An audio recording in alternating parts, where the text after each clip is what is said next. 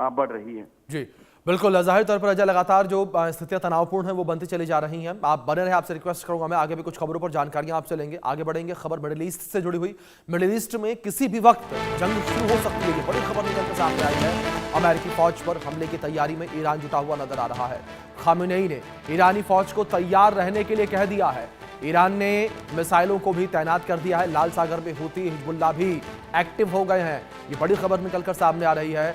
लाल सागर को लेकर बात करें, वहां पर तो स्थितियां जो है वो लगातार तनावपूर्ण बनी हुई हैं, लेकिन मिडिल ईस्ट को लेकर बात करें, मिडिल ईस्ट में किसी भी वक्त जंग जो है वो शुरू हो सकती है। हमारे सहयोगी अजय जांडियान हमारे साथ बने हुए, रुक करेंगे इन्फॉर्मेशन के लिए उनका। अजय, अगर बात मिडिल ईस्ट को लेकर करें, किस तरह से तनाव की स्थिति बनी हुई नजर आ रही है? कहा जा रहा है कि किसी भी वक्त जंग शुरू हो सकती है। किस तरीके से अमेरिका ने अपने जवानों को, अपने एयरक्राफ्ट कैरियर को तैनात रहने के लिए कह दिया है, एक्टिव रहने के लिए कह दिया है?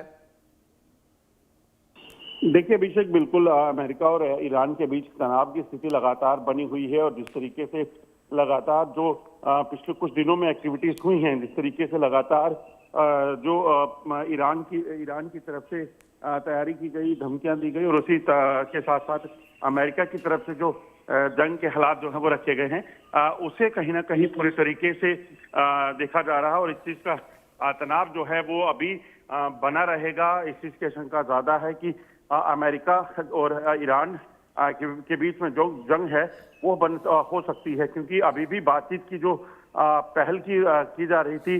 बेशक ईरान के विदेश मंत्री ने ये कहा था कि हम इस मुद्दे पर बातचीत के लिए तैयार हैं, मगर अभी क्या ईरान इस चीज को लेकर मानता है कि वो न्यूक्लियर वेपन को नहीं बनाएगा, या फिर ये अमेरिका ने जो अपना